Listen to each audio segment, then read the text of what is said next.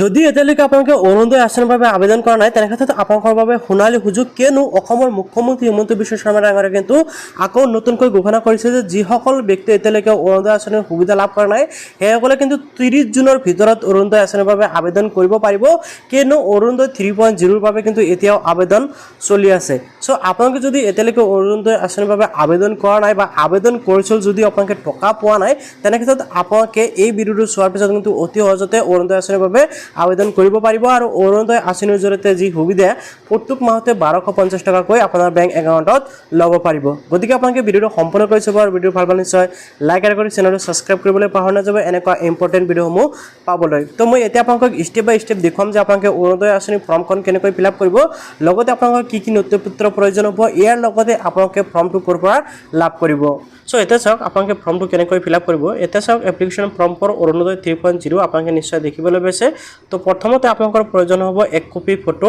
এইটো চাইডত আপোনালোকে দেখিব লৈছে, ইয়াতে আপোনালোকে ফটো লগাব লাগিব, লগতে ফটোৰ ওপৰত দি আপোনালোকে ক্ৰছিং ছিগনেচাৰ কৰিব লাগিব।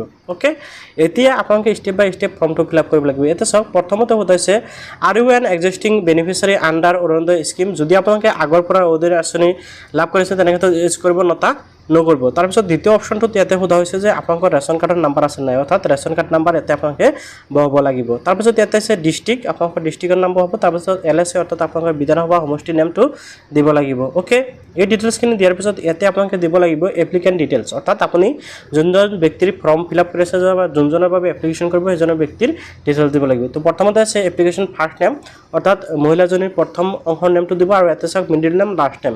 ইয়াতে মিডিল নেম নাই যদি নিদিব, কিন্তু লাষ্ট নেমটো আপোনালোকে দিব লাগিব। অ'কে, তাৰপিছত ইয়াতে আছে care of wife of or daughter of. ঠিক আছে, যদি আপোনালোকৰ কেয়াৰ অফ হয় তেনে ক্ষেত্ৰত কেয়াৰ অফত দিব, আৰু যদি ৱাইফ অফ অৰ্থাৎ স্বামীৰ নাম দিব বিচাৰিলে বিবাহিত মহিলাৰ ক্ষেত্ৰত ইয়াতে দিব, আৰু অবিবাহিত মহিলাসকলৰ ক্ষেত্ৰত ডটাৰ অফত ক্লিক কৰি আপোনালোকে টিক লগাই আপোনালোকে ইয়াতে নামটো লিখিব লাগিব, অৰ্থাৎ গাৰ্ডিয়ান নেমটো বা হাজবেণ্ড ফাদাৰ্ছৰ নেম আপোনালোকে লিখিব লাগিব।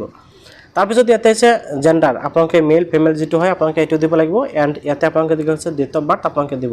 এতিয়া আপোনালোকে দিব লাগিব ইয়াতে বেংকৰ ডিটেইলছ। অ'কে, ইয়াতে চাওক এড্ৰেছ ডিটেইলছ, ইয়াতে আপোনালোকে দিব লাগিব এড্ৰেছ ডিটেইলছ। এড্ৰেছ ডিটেইলছত আপোনালোকৰ ব্লকৰ নাম বা UL নেম বা MSC নেম আপোনালোকে বহাব লাগিব। তাৰপিছত ইয়াতে GP নেম বা BCDC নেম বা BDC বা ৱাৰ্ড নাম্বাৰ আপোনালোকে ইয়াতে নেমটো আপোনালোকে দিব লাগিব। অ'কে, তাৰপিছত ইয়াতে আছে ভিলেজ নেম, আপোনালোকৰ ভিলেজৰ নাম, এণ্ড লোকেলিটি বা লেণ্ডমাৰ্ক আপোনালোকে দিব লাগিব, মোবাইল নাম্বাৰ আৰু পিনক'ড ইয়াতে বহাব, হাউচ নাম্বাৰ ইয়াতে দিব, আৰু থানাৰ নাম ইয়াতে একদম শেষত আপোনালোকে পুলিচ ষ্টেচন নামটো দিব লাগিব। আৰু 3 নম্বৰ অপশ্যনত চাওক প্ৰাইভেটি হাউচ হোল্ড যিটো দেখিছে ইয়াতে আটাইতকৈ গুৰুত্বপূৰ্ণ বিষয় যিটো আপোনালোকৰ বাবে জনাটো অত্যন্ত গুৰুত্বপূৰ্ণ। ইয়াতে আপোনালোকে দেখিবলৈ পাইছে যে চিলেক্ট কৰিব লাগিব, অৰ্থাৎ আপুনি যদি অৰুণোদয় আঁচনিৰ বাবে যোগ্য বা আপুনি যদি অৰুণোদয় আঁচনিৰ বাবে এপ্লাই কৰিব আপুনি কোনটো কেটেগৰীৰ পৰা বিলং কৰি আপোনালোকে ইয়াৰ পৰা যিকোনো এটা অপশ্যন চিলেক্ট কৰিব লাগিব। যেনেকৈ উইণ্ড' আছে, দিব্যাংগজন আছে, ডাইভৰ্চ মহিলা আছে, ওমেন AY বেনিফিচিয়াৰী আছে, তাৰপিছত আনমেৰিড ওমেন আছে, registered women living in government register old age home instituted আছে, অৰ্থাৎ যিসকল নেকি বৃদ্ধাশ্ৰমত আছে সেইসকল। তাৰপিছত ইয়াতে আছে যিসকলৰ নেকি 2 লাখ অৰ্থাৎ household income less than 20 lakh annual, যিসকল নেকি 2 লাখতকৈ কম ইনকাম সেইসকল, বা ডেষ্টেড ওমেন লিভিং অন এলম। এনেকুৱা এই যি কেইটা অপশ্যন দেখিবলৈ আছে ইয়াৰ পৰা যিকোনো অপশ্যন এটা আপোনালোকে চিলেক্ট কৰিব লাগিব, বা আপোনালোকে যিকোনো কেটেগৰীৰ পৰা বিলং কৰিব লাগিব, তেতিয়াহে অৰুণোদয় আঁচনিৰ বাবে এপ্লাই কৰিব পাৰিব। ইয়াতে আহি গৈছে আপোনালোকৰ বেংক একাউণ্ট ডিটেইলছ আপোনালোকে দিব লাগিব, যেনেকৈ বেংকৰ নেম, বেংকৰ একাউণ্ট নাম্বাৰ, বেংকৰ name, branch name, IFSC code. তাৰপিছত ইয়াতে বেংকৰ পাছবুক আছে নাই আপোনালোকে এইটো ইউজ কৰিব, আৰু বেংকৰ পাছবুকখন ফটো মাৰি দি দিব লাগিব, অৰ্থাৎ ফটো ষ্টেট কৰি দিব। তাৰপিছত ইয়াতে কনচেণ্ট আৰু চেল্ফ ডিক্লাৰেশ্যন, ইয়াতে আপোনালোকে আধাৰ নাম্বাৰ বহাব লাগিব, আৰু তাৰপিছত ইয়াতে আপোনালোকৰ ভোটাৰ আই ডি কাৰ্ডৰ নাম্বাৰটো বহাব, আৰু ইয়াতে চেল্ফ ডিক্লাৰেশ্যন ইয়াতে আপোনালোকে ইউজ কৰিব, এণ্ড আপোনালোকে তলত চাওক আপোনালোকে দেখিব আছে ছিগনেচাৰ এটা আপোনালোকে ইয়াতে ছিগনেচাৰ মাৰিব লাগিব। আৰু একদম শেষত আপোনালোকে দেখিবলৈ পাব স্বঘোষণা অৰুণোদয় 3ৰ বাবে। ইয়াতে আপোনাৰ নাম আৰু বয়স, ঠিকনা, ৰেচন কাৰ্ডৰ নাম্বাৰ এইসমূহ দি আপোনালোকে জাষ্ট তলত একদম তলত আহিব, আৰু ইয়াতে আপোনাৰ তাৰিখ আৰু ছিগনেচাৰ কৰি আপোনালোকে এই ফৰ্মটো কিন্তু লগত জমা দিব লাগিব, অৰ্থাৎ 3টা ফৰ্ম আপোনালোকে কি কৰিব লাগিব একেলগে জমা দিব লাগিব। আৰু নিশ্চয় দেখা পালে যে ফৰ্মখন আপোনালোকে কেনেকৈ ফিল আপ কৰিব পাৰিব। এতিয়া কথা হ'ল যে যদি আপোনালোকে অৰুণোদয় আঁচনিৰ বাবে আবেদন কৰিব বিচাৰে তেনে ক্ষেত্ৰত আপোনালোকৰ কিছুমান নথিপত্ৰৰ প্ৰয়োজন হ'ব।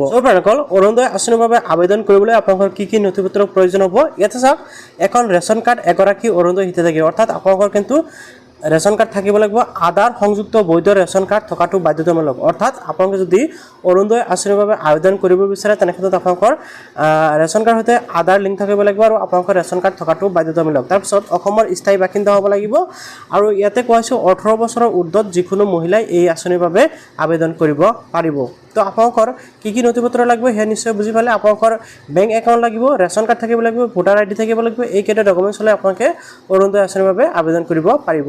এতিয়া আপোনালোকে ফৰ্মখন ক'ত লাভ কৰিব, ফৰ্মখনৰ লিংক মই ভিডিঅ'টোৰ ডিছক্ৰিপশ্যনত দি ৰাখিছোঁ। ইয়াৰ উপৰিও আপোনালোকে কিন্তু আপোনালোকৰ গাঁও পঞ্চায়ত বা আপোনালোকৰ BCDCৰ পৰা ফৰ্মখন সংগ্ৰহ কৰিব পাৰিব আৰু ফৰ্মখন ফিল আপ কৰাৰ পিছত আকৌ আপোনালোকৰ গাঁও পঞ্চায়ত বা আপোনালোকৰ BCDCত ফৰ্মখন জমা দিব লাগিব। তো আশা কৰিছোঁ আপুনি নিশ্চয় জানিব পাৰিলে যে অৰুণোদয় আঁচনিৰ বাবে নতুনকৈ কেনেকৈ এপ্লাই কৰিব পাৰিব। ইয়াৰ উপৰিও যদি আপোনালোকৰ কিবা জানিবলৈ কুৱেশ্যন আছে নিশ্চয় কমেণ্টত জনাব পাৰে আৰু যদি আপোনালোকৰ বুজি পোৱা অসুবিধা আছে নিশ্চয় কমেণ্টত জনাব। তো এনেকুৱা গুৰুত্বপূৰ্ণ ভিডিঅ' মোক পাবলৈ এতিয়া চেনেলটো ছাবস্ক্ৰাইব কৰিব আৰু ভিডিঅ'টো ভাল পালে নিশ্চয় লাইক কৰিবলৈ পাহৰি নাযাব।